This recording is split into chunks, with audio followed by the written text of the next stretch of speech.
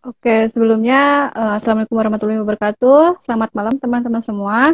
Perkenalkan, aku Laras Nurjana, biasa dipanggil Laras. Saat ini aku kuliah di jurusan Biologi Universitas Gadjah Mada semester 5. Dan aku berasal dari Sragen. Gitu aja. Oke. Sehat semua ya Kak ya di sana. Ya, Alhamdulillah. Alhamdulillah. Ini nih Kak, kita langsung ke pertanyaan pertama aja nih. Pertanyaan paling umum ya Kak ya. Jadi kalau jurusan biologi di Universitas Gadjah Mada itu gimana nih Kak? Bisa sedikit ceritakan? Boleh deh banyak ceritakan sama kita gitu. Oke, secara garis besar, kalau biologi itu mempelajari makhluk hidup, terdiri dari hewan ataupun manusia dan tumbuhan. Kalau di UGM sendiri, bedanya apa sih sama biologi di universitas lain? Kalau di UGM sendiri itu, dia berdiri di fakultas sendiri. Jadi jurusannya biologi murni dan fakultas biologi. Sedangkan kalau biasanya di universitas lain itu, biologi itu termasuk ke dalam fakultas MIPA kayak gitu. Soalnya dilihat dari sejarahnya sendiri, kalau biologi itu merupakan pecahan dari Fakultas Kedokteran yang diwakili oleh hewan ataupun manusia, sedangkan da- yang dari tumbuhan sendiri itu diwakili dari Fakultas Pertanian kayak gitu. Oke, gitu ya Kak. Nah, ini nih Kak, alasan Kakak kenapa pilih jurusan biologi nih Kak, dari banyaknya jurusan di MIPA ya, gitu. Oke, kalau alasannya sendiri milih biologi, kenapa? Itu mungkin dari eh, awal cerita dulu. Waktu SMP sama SMA itu tuh aku termotivasi, Bu, karena guru yang ngajar biologi tuh bagus gitu loh, manajemennya bagus ngajarnya. Eh, jadi dari situ aku termotivasi untuk mempelajari biologi lebih advance lagi gitu. Dari situ terus lulus SMA mencoba daftar di beberapa kuliah dan waktu itu pas keterima di universitas lain di Semarang. Itu tuh jurusannya bukan biologi, tapi pendidikan fisika seperti itu. Dari situ aku coba untuk menjalani 1 tahun atau 2 semester di jurusan pendidikan fisika. Eh, tetapi menurut aku karena itu bukan maksudnya bukan passion aku tidak apa ya, tidak tidak menguasai bidang pendidikan fisika. Akhirnya di tahun kedua, di semester kedua, aku coba untuk daftar SBMPTN lagi. Dan Alhamdulillah saat ini dapat di jurusan biologi Universitas Gadjah Mada kayak gitu, Kak. Oke. Ini itu aja sih. Ini Kak, paling kalau misalnya di Gajah Mada sendiri, Universitas Gajah Mada itu memang jurusannya hanya ilmu biologi atau ada ilmu pendidikan biologi Kak? Kalau di Universitas Gadjah Mada sendiri itu untuk biologi hanya biologi murni, Kak. Jadi nggak ada pendidikan biologi seperti itu. Oke, ini Kak. eh Apa ya, hal yang paling berkesan nih Kak selama pembelajaran di jurusan ilmu biologi ini apa nih Kak? Apakah itu mata kuliahnya atau dosennya atau misalnya selama praktikum gitu Kak, bisa jelasin sama kita? Kalau di biologi sendiri, pas semester 1 itu biasanya mata kuliahnya masih seperti kayak SMA, kayak biologi dasar, matematika, fisika, kimia, kayak gitu. Nah, praktikumnya juga seperti itu, gitu. Udah mulai praktikum semester 1. Nah, di semester kedua, itu tuh udah mulai tingkatannya agak lebih sulit sih, memang, kayak gitu. Terus, untuk praktikumnya sendiri di biologi itu nggak cuma di lab aja sih. Ada praktikum-praktikum tertentu yang dia itu praktikumnya di lapangan, kayak di pantai, di hutan, ataupun di museum gitu. Nah, itu tuh biasanya kalau praktikum lapangan itu tuh enggak satu kelompok, tapi satu angkatan gitu bareng-bareng. Jadi berangkat pagi, pulang malam kayak gitu seru. Ada lagi terus untuk di biologi sendiri ada mata kuliah ekologi yang itu tuh paling berkesan buat anak biologi tentunya karena praktikumnya sangat hektik. Hmm. menarik gitulah. Menariknya kenapa? Ada salah satu di acara praktikum itu, nah kita tuh kayak apa ya, ngambil data tumbuhan di hutan biologi UGM sama di arboretum kehutan UGM. Nah itu tuh di situ kan banyak itu kan apa namanya burung-burung cangak gitu di atasnya. Jadi kita ketika praktikum itu kita pakai apa namanya mantel gitu biar nggak kena itu anu burungnya dari atas gitu. Oke. Dan ini Kak, ngomong-ngomong tentang praktikum, untuk laporannya sendiri itu gimana Kak? Apakah memang banyak dan ya kita tahulah praktikumnya udah hektik nih. Ntar laporannya gimana? Nah itu kan biasanya juga jadi kayak PR banyak mahasiswa gitu ya Kak ya. Yang bisa Iya. diceritain nggak? Kalau untuk laporan praktikum sendiri itu tergantung dari labnya sendiri. Ada lab yang mematok harus ditulis tangan ataupun ada lab yang mematok boleh diketik kayak gitu. Nah, dan itu tuh tergantung apa ya, labnya juga sendiri sih.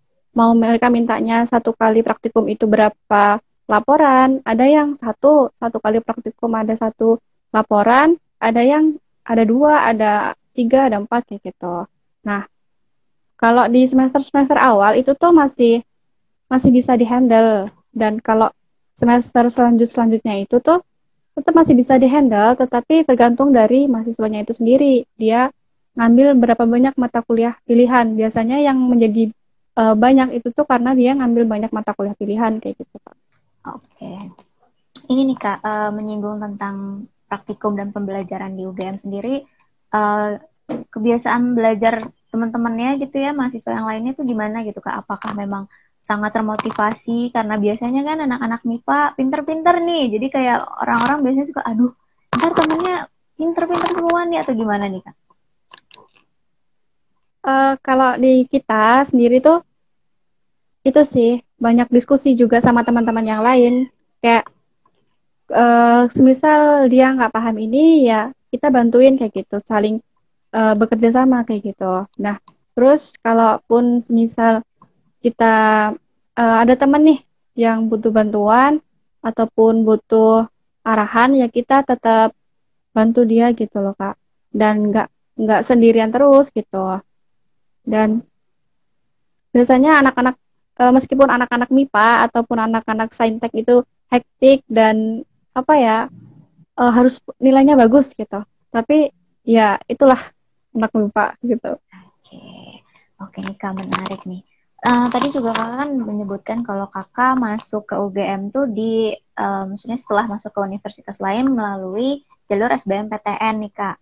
Nah, bisa kakak jelasin nggak kalau misalnya di UGM itu ada berapa jalur masuk dan kalau misalnya teman-teman ini ada Camaba yang mau tahu jalur masuk UGM bisa masuk ke web mana, bisa lihat di web mana gitu. Oke, untuk masuknya sendiri ini kalau di biologi ya Kak, Ya. itu tuh ada kan untuk program sarjana sendiri itu ada yang reguler sama yang IUP, International Undergraduate Program.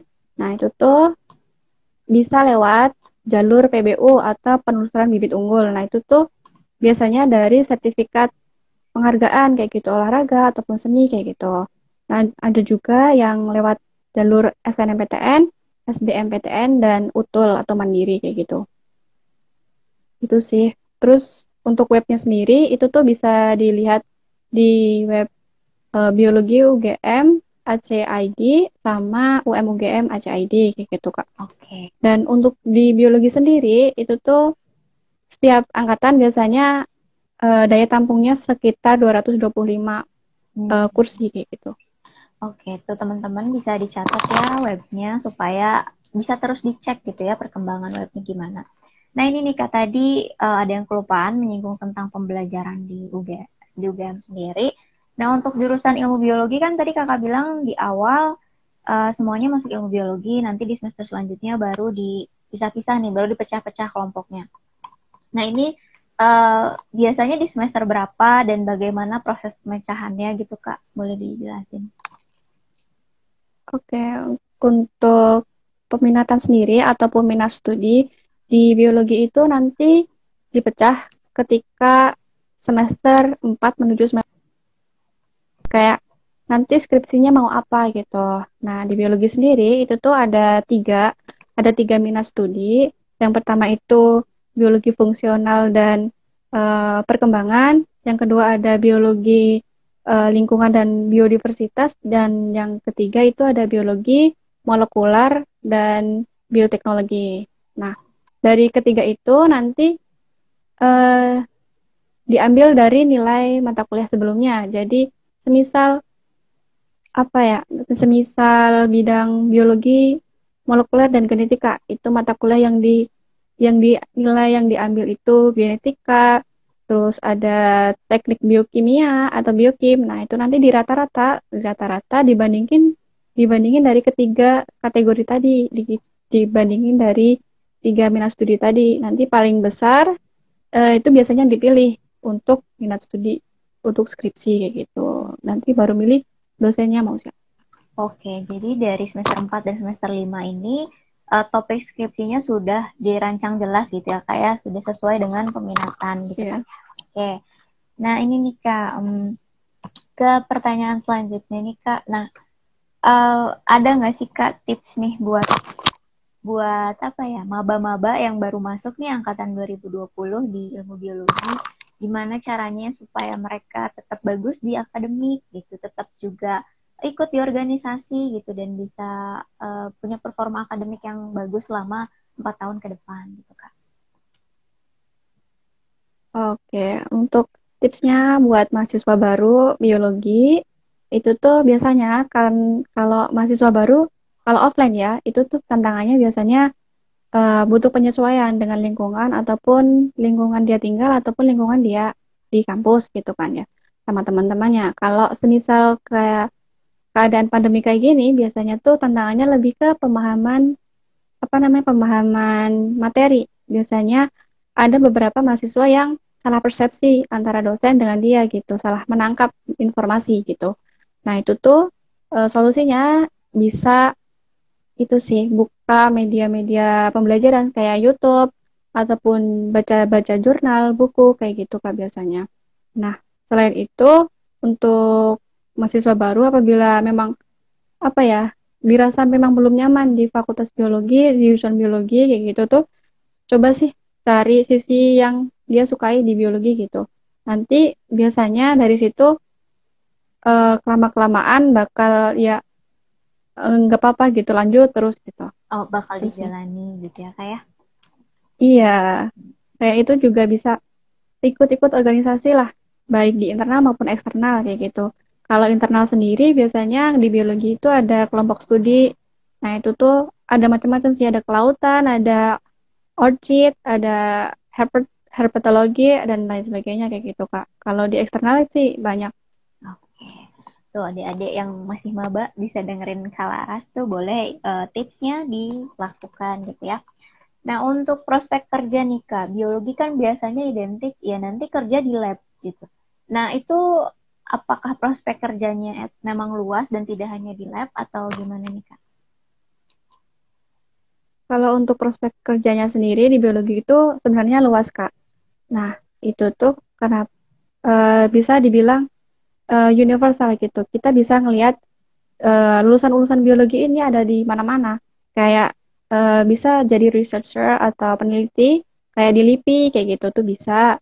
Ada yang menjadi dosen ataupun bioentrepreneur, terus ada juga biasanya tuh di forensik, forensik yang di rumah sakit itu, sama ada juga di government agency sama ataupun non government gitu. Oke. Dan ini Kak, untuk kelanjutan studi S2 di UGM pun tersedia gitu ya jurusan ilmu biologi. Iya Kak, kalau di biologi sendiri itu ada sarjana, ada S1, ada magister S2 sama doktoral gitu. Ini Kak, rencana Kakak nih setelah lulus mau apa nih Kak? Rencana jangka pendek dan jangka panjang boleh di-sharing Kak sama kita? Oke, untuk rencana ke depan ini sih lebih aktif apa ya memaksimalkan waktu yang ada selama berkuliah ini. Contohnya ya di organisasi ataupun ikut-ikut eh, conference ataupun ikut proyek dosen kayak gitu sih. Terus untuk selanjutnya pastinya lulus kuliah tepat waktu dengan nilai yang cum laude dan rencananya memang setelah lulus maunya kerja dulu nih buat nyari pengalaman di dunia kerja tuh butuhnya apa, mereka pengennya apa gitu. Jadi kedepannya untuk melanjutkan eh, ke jenjang yang lebih maksudnya pendidikan yang lebih tinggi itu tuh tahu gitu apa sih yang dibutuhkan di dunia kerja kayak gitu. Oke, semoga lancar ya Kak ya, segala urusan dan rencananya diberikan jalan juga ya Kak ya. Nah, ini Iya, nih amin. buat camaba, calon-calon maba yang masih SMA, ada tips gitu nggak Kak supaya mereka nanti eh, apa ya, ketika memilih jurusan ilmu biologi ini ke depannya nggak ngerasa mereka salah jurusan atau tips belajar supaya mereka keterima di ilmu biologi ini ada nggak Kak? Untuk calon mahasiswa baru yang tahun 2021 itu tuh tipsnya apa ya? Tipsnya rajin-rajin belajar, jangan lupa berdoa sama itu sih minta restu orang tua tentunya karena percuma kalau belajar dari pagi sampai malam terus pagi lagi sampai malam kalau hubungan dia sama yang di atas sama orang tuanya itu nggak baik gitu karena kita ya nggak tahu nanti tantangan di depannya seperti apa gitu kan tantangan tiap orang tuh mesti beda-beda nggak bisa disamaratakan seperti itu terus mungkin lebih banyak-banyak baca materi terus banyak-banyak baca informasi mengenai perkuliahan kayak ya kayak apa ya kayak dunia kuliah itu seperti apa gitu universitasnya mana aja gitu terus salah satunya ya di intip kuliah ini kak kalau dulu tuh aku nggak ada kayak gini kayaknya aku dulu waktu SMA belum main IG kayaknya ini sangat membantu sih Iya. gitu. Terima kasih Kak. Nah ini Kak, sebelum kita menyudahi sesi live session ini, ada yang masih Kakak ingin sampaikan nggak tentang jurusan ilmu biologi yang tadi belum tersampaikan atau lupa tersampaikan gitu Kak? Apa ya kayaknya udah deh kak udah semua. Oke, oke udah. Nah ini nih Kak, closing statement sama teman-teman yang udah gabung sama kita di live hari ini. Juga nanti buat teman-teman yang bakalan nontonnya lewat feeds gitu ya, karena nggak bisa nonton di live kali ini, ada yang mau disampaikan Kak? Sebelumnya terima kasih buat teman-teman yang sudah gabung di live malam ini. Buat semuanya, em, semangat terus kuliahnya. Buat calon mahasiswa baru, lebih tekun belajarnya karena eh, di masa depan akan jauh lebih sulit kayak gitu. Oke, oke Kak, terima kasih Kak Lara sudah meluangkan waktunya di malam ini untuk ngobrol-ngobrol sama kita. Kita tunggu juga sharing-sharing tentang pengalaman kuliah lainnya. Bisa tulis artikel di website kami di intipkuliah.com ya Kak ya. Terima kasih Kak. Assalamualaikum. Ya, Kak.